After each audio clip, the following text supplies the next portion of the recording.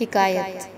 طوطا کہنے لگا، کبھی کسی شہر میں ایک سنار نہایت مالدار تھا اور ایک سپاہی اس سے بدل دوستی رکھتا تھا۔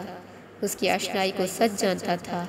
اتفاقاً اس سپاہی نے ایک تھیلی اشرفیوں سے بھری ہوئی کہیں سے پائی اور نہایت خوشی حاصل ہوئی، اور اس کو کھول کر گنا تو وہ 100 اشرفیاں تھیں۔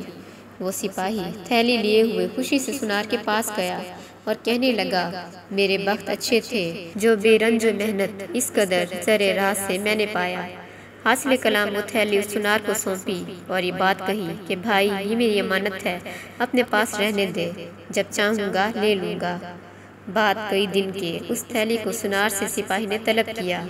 تب وہ کہنے لگا، اے سپاہی، تو نے مجھ سے اس واسطے آشنائی کی تھی کہ تہمت لگا دے اور مجھے چور بنا دے۔ بھلا تھیلی تو نے مجھے کب دی تھی؟ تو جھوٹ کہتا ہے۔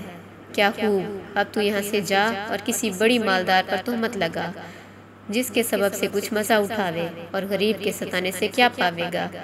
میں تجھے اپنا دوست جانتا تھا، اور یہ کب معلوم تھا کہ تو دشمن ہوگا۔ اب جھوٹ سچ لگا کر مجھ سے مال چاہتا ہے۔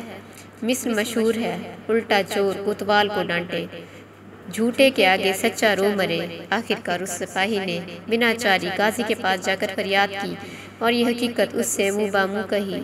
جب قاضی نے اس سے پوچھا کہ اس بات کا کوئی گواہ، اس نے کہا، حضرت سلامت، ساکھی کوئی نہیں۔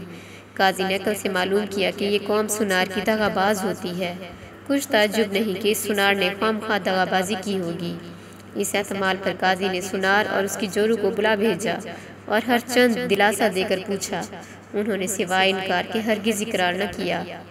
تب قاضی نے کہا، میں خوب جانتا ہوں کہ مقرر تو نے اس کی تھیلی اڑائی ہے۔ جب تک اس کی تھیلی نہ دے گا تب تک میں تجھ کو نہ چھوڑوں گا۔ یہ کہہ کر قاضی گھر گیا اور 2 شخصوں کو ایک صندوق میں بند کیا اور اس صندوق کو کوٹھڑی میں دھر دیا۔ پھر باہر نکل کر سنار سے کہا کہ اگر زر دینا قبول نہ کرے گا تو میں صبح کو تجھے مار ڈالوں گا۔ یہ کہہ کر ان دونوں کو اس کوٹھڑی میں بند کیا اور فرمایا کہ صبح کو بعد نماز کے میں تمہیں قتل کروں گا۔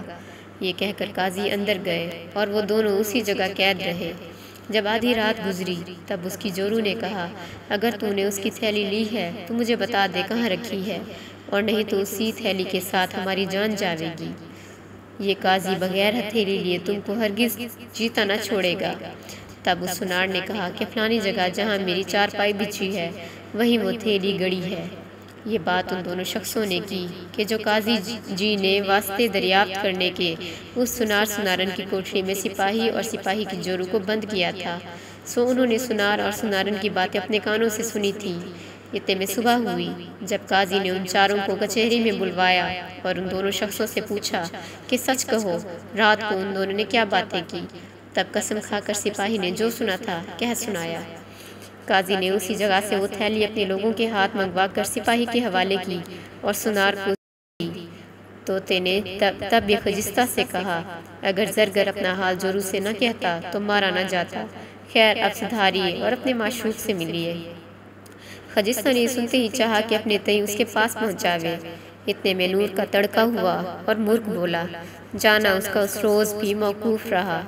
تب یہ فرد پڑھی اور منہ ڈھانپ کر رونے لگی، وصل کی جس سحر سے چھوٹی شب، اس سحر کو خدا نہ دکھلائے۔